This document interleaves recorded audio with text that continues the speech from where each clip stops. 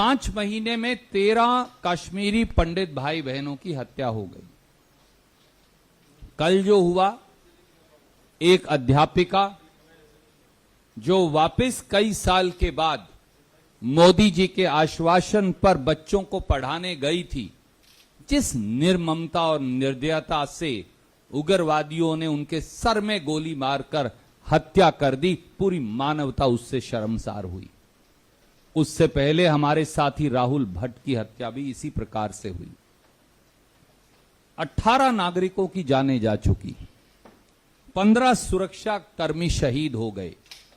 सारे कश्मीरी पंडित भाई बहन आंदोलनरत हैं, बार बार ये कह रहे हैं कि हमें यहां नहीं रहना, हमें तो छोड़कर जाना है, हमें कहीं और सुरक्षा दीजिए। फिल्म के पर्चे तो भारतीय जनता पार्टी बहुत लगाती है, टेलीविजन पर बहस भी करवाती है, फिल्म की तो बहुत चर्चा होती है, पर जिंदा आदमी मर रहे हैं, उनकी हत्या उग्रवादियों द्वारा की जा रही है, उसकी चर्चा ना प्रधानमंत्री करते और माफ कीजिए ना उसकी चर्चा मीडिया में हो पा रही। सरकार की जवाबदेही तो सुनिश्चित करनी पड़ेगी। 1990 में भी जब भाजपा समर्थित सरकार केंद्र में थी और भाजपा के नेता राज्यपाल जम्मू कश्मीर में थे, तो 47,000 कश्मीरी पंडित परिवार पलायन करके गए थे कश्मीर से। आज फिर दिल्ली में उनकी सरकार, गवर्नर उनके, प्रशासन, शासन उनका, और फिर कश्मीरी पंडितों की हत्या हो रही है। तब भी राजीव गांधी जी ने संसद का घेराव किया था। आज फिर भारतीय राष्ट्रीय कांग्रेस के मन से हम कहते हैं कि कश्मीरी पंडित भाइयों का, सुरक्षा बलों पर सुनियोजित उग्रवादियों के हमलों का, हमारे निर्दोष नागरिकों के नरसंहार का जिम्मेवार कौन है, ये रुकेगा कब, और मोदी जी और गृह मंत्री जी इस पर बोलेंगे कब? धन्यवाद।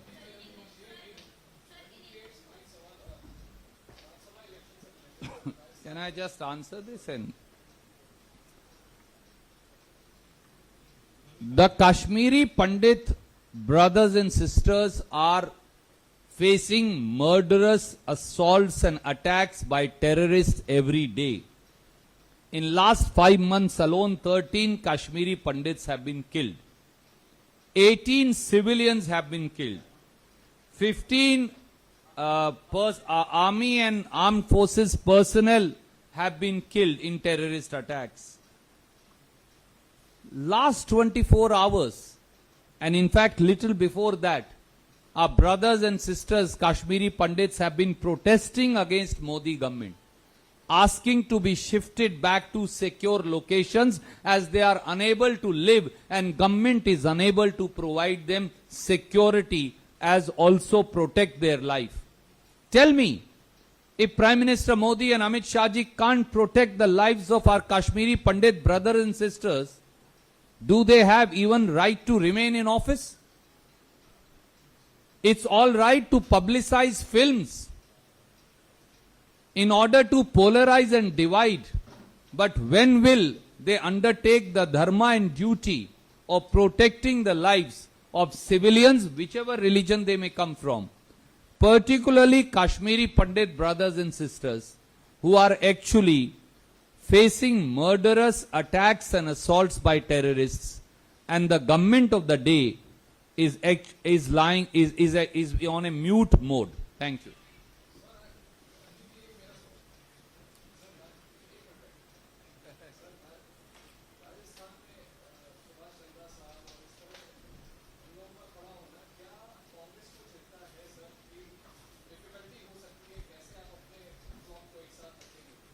आदरणीय साथी, 3 बातें मैं आपके समक्ष रखूंगा। पहली,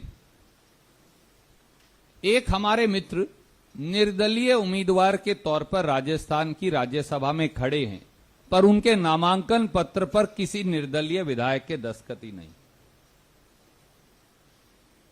भारतीय जनता पार्टी के लोगों के दस्तखत हैं। भारतीय जनता पार्टी के पास केवल 30 वोट स्पेयर हैं, तो 30 से 41 वोट कैसे बनेंगी? क्योंकि उनके पास तो कोई और वोट है नहीं, और सभी 13 निर्दलीय विधायकों ने कांग्रेस को समर्थन दे रखा है।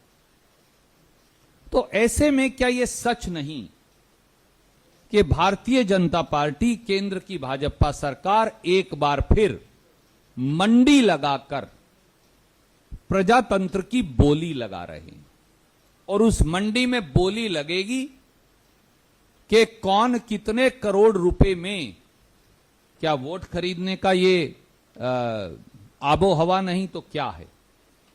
ये तिरस्कार है, अपमान है राजस्थान की वीरभूमि का, जहां से सिंघवी साहब आते हैं। ये घोर तिरस्कार है हमारे ईमानदार और बहादुर हर दल के राजस्थान के विधायकों का, भारतीय राष्ट्रीय कांग्रेस के वहां अपने विधायकों के साथ साथ निर्दलीय विधायकों, बीएसपी से जो कांग्रेस में मर्ज कर गए थे और अब कांग्रेस का हिस्सा उन विधायकों, उनके साथ साथ आरएलडी के विधायक, उसके साथ साथ बीटीपी के विधायक, इन सब का समर्थन कांग्रेस पार्टी को है। पहले भी भाजपा ने विधायकों की खरीद फरोख्त से सरकार गिराने का षड्यंत्र किया था, वो तब भी फेल हुए थे, वो अब भी फेल होंगे। धन्यवाद।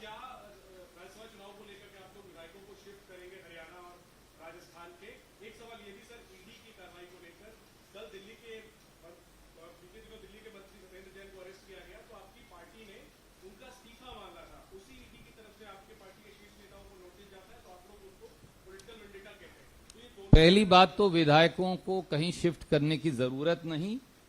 हमारे विधायक जो हैं वो काबिल हैं, लायक हैं, निर्भीक हैं, निडर हैं और अडिग हैं।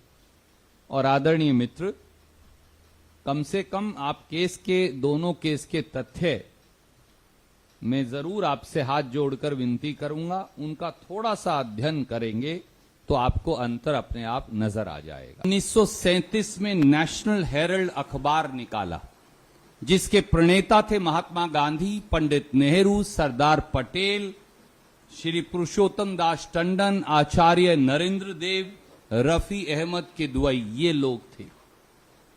अंग्रेजों को इस अखबार से इतना खतरा महसूस हुआ कि उन्होंने 1942 में भारत छोड़ो आंदोलन के दौरान नेशनल हेरल्ड पर बैन लगा दिया, जो 1945 तक चलता रहा।